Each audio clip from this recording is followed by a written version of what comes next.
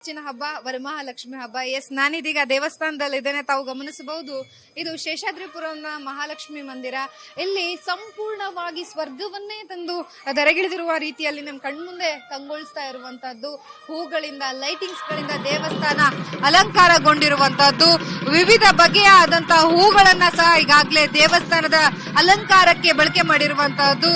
ದೇವರಿಗೆ ಇಷ್ಟವಾಗುವಂತಹ ಹೂಗಳನ್ನ ಹಾಕುವುದರ ಮೂಲಕ, ಲೈಟಿಂಗ್ಸ್ ಗಳನ್ನ ಹಾಕುವುದರ ಮೂಲಕ ವರಮಹಾಲಕ್ಷ್ಮಿ ಹಬ್ಬವನ್ನ ಈಗಾಗಲೇ ಮಾಡ್ತಾ ಇರುವಂತದ್ದು. ಜೊತೆಗೆ ಭಜನೆ ಆಗಿರ್ಬಹುದು, ದೇವರಿಗೆ ಪೂಜೆ ಆಗಿರ್ಬಹುದು, ಈ ಎಲ್ಲವನ್ನು ಸಹ ಈಗಾಗಲೇ ಸಂಪೂರ್ಣವಾಗಿ ದೇವಸ್ಥಾನದಲ್ಲಿ ನಮಗೆ ಕಂಡು ಬರ್ತಾ ಇರುವಂತಹ ದೃಶ್ಯಾವಳಿ.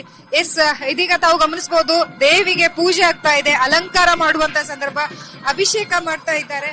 ಸೊ ದೇವಿಗೆ ಪಂಚಾಮೃತ ಅಭಿಷೇಕಗಳನ್ನ ಮಾಡೋದ್ರ ಮೂಲಕ ಪೂಜೆಯನ್ನ ನೆರವೇರಿಸ್ತಾ ಇದ್ದಾರೆ. ಇದರ ಬಳಿಕ ಅಲಂಕಾರ ಮಾಡುವಂತಹದ್ದು.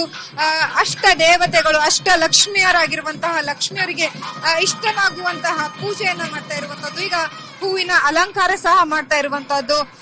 ಸಂತಾನ ಲಕ್ಷ್ಮಿ, ಭಾಗ್ಯಲಕ್ಷ್ಮಿ, ಧನಲಕ್ಷ್ಮಿ, ವಿಜಯಲಕ್ಷ್ಮಿ ಎಲ್ಲಾ ದೇವತೆಗಳ ಮುಂದೆ ಸಹ ಭಕ್ತಾದಿಗಳು ತಮ್ಮ ಬೇಡಿಕೆಗಳನ್ನ ಮುಂದಿಡ್ತಾ ಇರುವಂತದ್ದು. ನಾವು ಏನೆಲ್ಲ ಕೇಳ್ಕೊಂಡ್ರು ಸಹ ನೆರವೇರುತ್ತೆ ಅನ್ನುವಂತಹ ಒಂದು ನಿಟ್ಟಿನಲ್ಲಿ ಭಕ್ತಾದಿಗಳು ತಮ್ಮ ಬೇಡಿಕೆಗಳನ್ನ ಸಹ ದೇವರ ಮುಂದಿಡುವ ಮೂಲಕ ಕೋರಿಕೆಗಳನ್ನ ನೆರವೇರಿಸಿಕೊಳ್ಳುವುದಕ್ಕೆ ಮುಂದಾಗ್ತಾ ಇರುವಂತಹದ್ದು.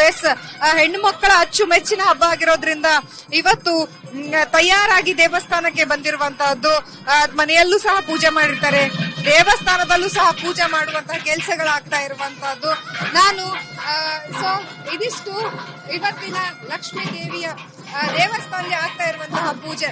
ಕ್ಯಾಮ್ರಾ ಪರ್ಸನ್ ಜೊತೆ ಲಕ್ಷ್ಮೀ ಬಾಗ್ಕೋಟೆ, ಅಶ್ವತಿ ನ್ಯೂಸ್, ಬೆಂಗಳೂರು.